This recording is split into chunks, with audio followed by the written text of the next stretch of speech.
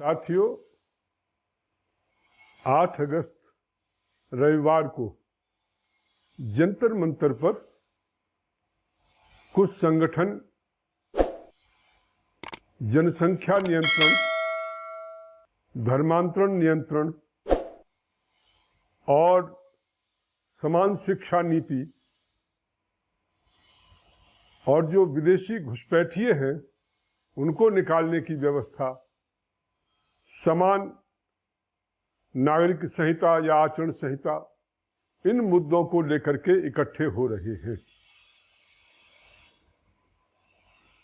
मैं अपनी ओर से, राष्ट्र निर्माण पार्टी की ओर से जो भी साथी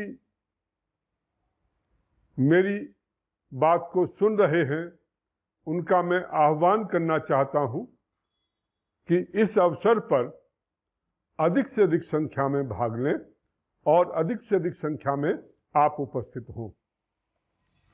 ये एक ऐसा अवसर है जिस पर हम ऐसे मुद्दे जो इस राष्ट्र के लिए बहुत आवश्यक हैं, उन मुद्दों पर, उन विषयों पर चर्चा करेंगे और सरकार से मांग करेंगे। जैसे जनसंख्या नियंत्रण की बात चल रही है, वैसे भी यदि हम देखें तो अनावश्यक रूप से जनसंख्या का बढ़ना विकास की दृष्टि से बहुत अनुचित है, क्योंकि इतनी संख्या बढ़ जाती है कि हम जो भी विकास के तरीके अपनाते हैं, एजुकेशन देना चाहते हैं, हेल्थ सर्विसेज हम तैयार करते हैं या ट्रांसपोर्ट सिस्टम हम लागू करते हैं, जितना हम बढ़ाते जाते हैं वो कम पड़ता चला जाता है। और इसी ढंग से खाद्यान्न की स्थिति भी ऐसी ही है कि जितना हम खाद्यान्न बढ़ाते हैं उतना ही जो है वो कम पड़ता चला जाता है। और इसलिए यदि हमने देश में भुखमरी को दूर करना है, ट्रांसपोर्ट व्यवस्था हमें ठीक करनी है, हेल्थ सर्विसेज हमें ठीक करनी है, शिक्षा व्यवस्था ठीक करनी है, हर बच्चे को हमें ये सारी सुविधाएं उपलब्ध करानी है, तो वो तभी हो सकती हैं जबकि जनसंख्या नियंत्रण में हो।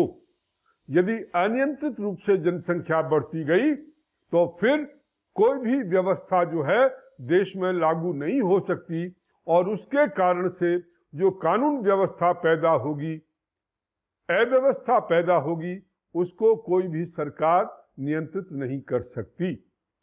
और एक बात कि धर्म के नाम पर कुछ मत मजहब ऐसे हैं जो कि अपनी आबादी को बढ़ाना चाहते हैं। उन्हें लगता है कि अपनी आबादी बढ़ाकर वो जो है देश के सिस्टम पर कंट्रोल कर सकते हैं। ये चीज भी अपने आप में बहुत खतरनाक है। यदि इस ढंग के लोग लगातार किसी समुदाय विशेष को ये कहते हो कि आप अपनी जनसंख्या बढ़ाओ और जनसंख्या बढ़ाने से ही जो है आप देश पर शासन कर सकते हो, और इस ढंग से जो जनसंख्या का एक संतुलन है उसको वो बिगाड़ना चाहते हैं, तो ये एक बहुत खतरनाक स्थिति है। हमने देखा कि 1947 में देश का विभाजन हिंदू मुसलमान के नाम पर हुआ था। मुस्लिम यहां पर रहना नहीं चाहते थे, वो कहते थे हमें अलग देश की आवश्यकता है, हम हिंदुओं के साथ नहीं रह सकते, और इस कारण से उन्होंने अपना देश अलग मांग लिया। परंतु दुर्भाग्य, देश तो अलग हुआ परंतु जनसंख्या का बंटवारा, जैसे डॉक्टर भीमराव अंबेडकर ने कहा था कि हिंदू जो है वो यहां पर हो और मुस्लिम जो है पूरी की पूरी जनसंख्या जो है वहां पर जाए, इस ढंग का भीमराव अंबेडकर चाहते थे, परंतु वो नहीं हो पाया। और जिस ढंग से एक समुदाय विशेष के लोग या नेता या इमाम जो हमेशा ये प्रचार करते रहते हैं कि आपको जनसंख्या बढ़ाने की जरूरत है, तो उस ढंग से यदि जनसंख्या बढ़ती है तो एक देश का और विभाजन करने की स्थिति में हम पहुंच रहे हैं।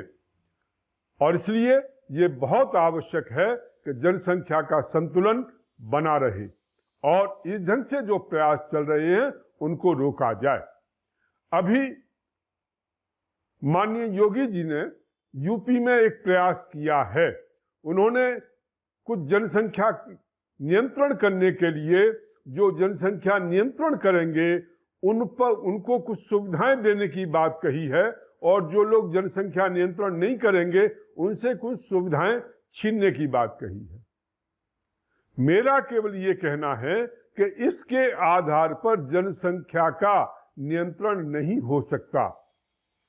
हमें उस ढंग के कानून बनाने होंगे जैसा कि चीन में जनसंख्या नियंत्रण के लिए कानून बना हुआ है। उसी प्रकार से यदि हम सख्त कानून लागू नहीं कर सकते तो उसका परिणाम ये होगा कि हिंदू जो हैं उनकी जनसंख्या घटती चली जाएगी और वो जो है अपनी जनसंख्या बढ़ाते जाएंगे और उसका कोई हमें सही परिणाम मिलने वाला नहीं है। इसलिए कानून बनना चाहिए, उसकी हम मांग करते हैं और एक स्ट्रॉन्ग कानून हो, एक मजबूत कानून हो जिसके अंतर्गत संबंधित व्यक्ति बाध्य हो कि वो उस कानून के अनुसार ही चल पाएं। अन्यथा यदि हमने सुविधाओं के नाम पर इसको कर दिया तो जो है उससे कोई लाभ होने वाला नहीं है। इसी प्रकार से जो विदेशी घुसपैठिए इस देश में आ रहे हैं और आ चुके हैं उनको निकालने की तुरंत आवश्यकता है। अभी तक बीजेपी के भी शासनकाल में सीएए बना परंतु उसके रूल्स भी अभी तक शायद नहीं बन पाए हैं, वो लागू नहीं हो पाया है और उसके अंतर्गत अभी तक कोई कार्रवाई नहीं हो पाई है। और जो विदेशी घुसपैठिए हैं उनके खिलाफ तो किसी ढंग का कोई अभियान अभी तक चल भी नहीं पाया है। जो बांग्लादेशी हैं वो यहाँ पर आराम से रह रहे हैं, उनके खिलाफ कोई अभियान नहीं चलाया गया। जहां पर बीजेपी सरकारें हैं उन्होंने भी कोई अभियान नहीं चलाया। दिल्ली में भी यदि होम मिनिस्ट्री के अंतर्गत या होम मिनिस्ट्री के अंतर्गत पुलिस विभाग आता है, यहां पर भी अभी तक कोई अभियान नहीं चला है। रोहिंग्या बाकायदा इस देश में रह रहे हैं, अभी तक कोई अभियान उनके खिलाफ नहीं चला है। तो मेरा कहना यह है कि यदि केवल हम उसकी बात करते रहें और उनको बाहर निकालने का कोई काम न करें तो इससे कोई फायदा होने वाला नहीं है। इससे हम और दूसरे लोगों को जो है एकत्रित होने का मौका दे रहे हैं, संगठित होने का मौका दे रहे हैं। इसलिए इस पर कार्रवाई करने की आवश्यकता है।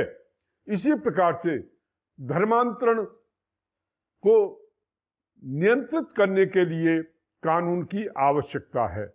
आज हिंदू समाज से ऐसे संगठन हैं जो कि हिंदू समाज से लोगों को छल पूर्वक धोखा देकर, लोभ लालच देकर के उनका धर्म परिवर्तन कराया जाता है और इस प्रकार से जो धर्म परिवर्तन कराया जाता है उस पर रोक लगनी चाहिए। और इसलिए कोई स्ट्रॉन्ग कानून बने कि जिसके कारण वो लोग इस ढंग की कोई कोशिश न करें कि हिंदू समाज से लोगों को लोभ देकर के गरीबी का फायदा उठाकर, उनकी अज्ञानता या अंधविश्वास का फायदा उठाकर जो धर्मांतरण किया जाता है उस पर रोक लगनी चाहिए और एक सख्त कानून बनना चाहिए। इसलिए साथियों, मैं आप सभी से अनुरोध करना चाहता हूं, ये समय की आवश्यकता है। राष्ट्र को बचाने के लिए, इस देश की रक्षा करने के लिए और इस देश की संस्कृति को बचाने के लिए ये आवश्यक है कि इस ढंग के सख्त कानून बने जिसके कारण से हमारी संस्कृति और हमारे धर्म की रक्षा हो सके। और इसलिए मैं आप सभी का आह्वान करना चाहता हूं कि आओ 8 अगस्त को आप सभी अधिक से अधिक संख्या में जंतर मंतर पर पहुंचें और सरकार से ये मांग करें कि इस ढंग के कानून समय की आवश्यकता है और बहुत जल्दी इस ढंग के कानून बनाए जाएं। तो मैं आप सभी का आह्वान करता हूं कि आओ, अधिक से अधिक संख्या में आओ, जिससे कि सरकार पर इस ढंग का हम दबाव बना सकें, प्रेशर बना सकें, और जिससे ये कानून जो है बनाए जा सके। बहुत बहुत धन्यवाद।